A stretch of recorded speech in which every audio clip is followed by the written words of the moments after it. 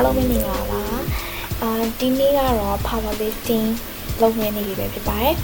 အဲ့တော့တငယ်ချင်းနဲ့ပါတယ်ဆိုတော့ပထမဆုံးလုံးနဲ့ barbell chest press ကို 10kg နဲ့အရင်ဆုံးစလိုက်ပါတယ်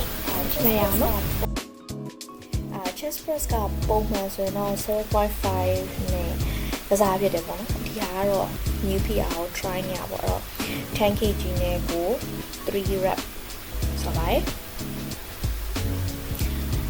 chest press ကမိန်းကလေးတွေအတွက်လည်းအရင်ကောင်းတဲ့ exercise ပါမဖြစ်မနေထည့်ပြီးတော့ဆော့တင်ပါတယ်နောက်တစ်ခုကတော့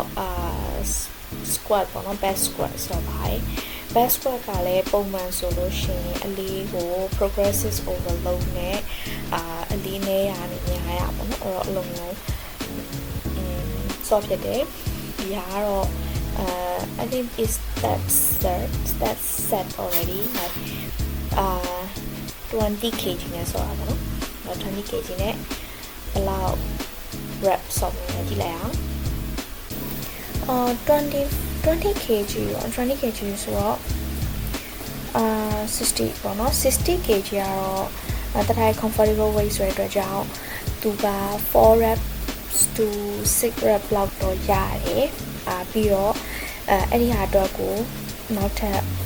progressive overload ဆိုတော့ 25kg အောင် 70kg ထပ်တိုးပြီးတော့ကစားဖြစ်တယ်ဒီဟာကတော့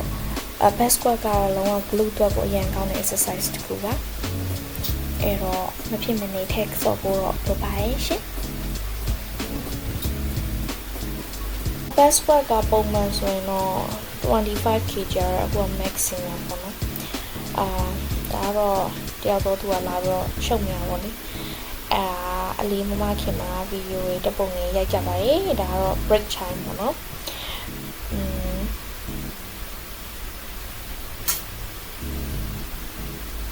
ဒီဘက်လေးလဲပါရဲ့ဒီဘက်လေးလဲပါရဲ့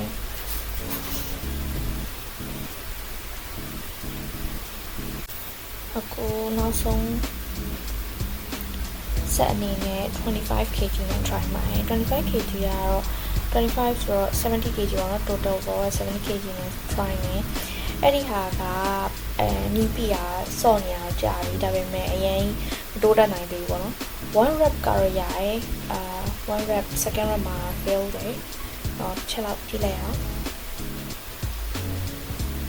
1 rep yes this second repမှာ fail ပါတယ်အဲ့ဒါကတော့ဒီလိုပဲအလေးအသစ်ကို try နေချိန်ကြလို့ရှိရင်အောက်ကိုကြောက်မှာမကြောက်နိုင်ပါတော့မကြောက်ပဲနဲ့ပုံမှန်ဒီတိုင်းပဲအပြင် safety bar ထည့်ရမယ် safety bar ကိုမဖြစ်မနေအမြဲပေါ့နော်တက်ထားမယ်အဲ့ဒါဆိုရှင်ကိုက weight ကိုမနိုင်လို့ပြစ်ချခြင်းတော့မှအနောက်မှာ safety bar ခံနေတဲ့အတွက်ကြောင့်စင်ပြေပေါ့နော်အဲ့တော့ဒါကဒုတိယကြိမ်70kg ကိုထပ် try နေကိုမပင်မန်းတိတ်ပြီပေါ့လို့4 set 5 set လောက်ဒီတော့ကစားလို့ရတယ်အဲ့ဒါဆိုဒီအလေးနဲ့ use လုပ်ဖြစ်တဲ့ဒီပေါ့နော် train လို့ရတယ်ဟုတ်ရပါပါ energy လည်းကုန်ပါတယ်ဆိုတော့အမှထပ်ပြီးတော့ fail ပါတယ်အဲ့တော့ဒါက back squat ပြီးလို့ရှင် RDL ဆော့မှာဆိုတော့ကြောင့်အလေးမဖြုတ်တော့ပဲနဲ့အောက်ကိုအပြင်ကြည့်ပြီးတော့ဒီတိုင်းချဖို့အတွက်စူးစမ်းပါတယ်အဲ့ဒီမှာက RDL DD ရဲ့ power lifting မှာတော့ back press ရဲ့ deadlift ရဲ့ back squat ရဲ့ပေါ့နော်အဲ့လိုမျိုးသုံးဖို့တော့ပြအောင်ဆော်ရဲပြီးရင် back အတွက်ကိုbarbell row chest press ကို maybe dumbbell chest press အဲ့လိုမျိုးတွေလည်းထပ်ပြီးတော့ဆော်လို့ရပါတယ်RDL ကိုလည်းဆော်ရချိန်ကြရင် Romanian deadlift လည်းဆော်လို့ရတယ်ပြီးတော့ sumo deadlift လည်းဆော်ရပေါ့နော်တခါနှစ်မျိုးစလုံးနဲ့ train နေဒါပေမဲ့များသောအားဖြင့်ကတော့ sumo deadlift ကိုတော့ကြိုက်ဆုံးပဲပေါ့နော် personally က sumo deadlift ကိုကြိုက်တယ်ပြီးတော့ဒီဟာကအခု 70kg ဆိုတော့တခါရဲ့ maximum 90kg 70 ပြီး80ပြီး90အဲ့လိုမျိုးပေါ့နော်ပြီးရင်နောက်ဆုံးဒါကြောင့် new PR ရဖို့အတွက်အလေးသေးလေးထပ်ထည့်ပြီးတော့ try နိုင်ရှိရယ်ဒီဟာကတော့အခု 70kg ဆိုတဲ့အတွက်ကြောင့်maybe 5 to 6 rep လောက်ထိဆော့လို့ရတယ် ဆော့ဖြစ်တယ်အဲ့ဒါပါပဲအလေးကိုတိုးဖို့အလေးနဲ့ဆော့ဖို့မကြောက်ပါနဲ့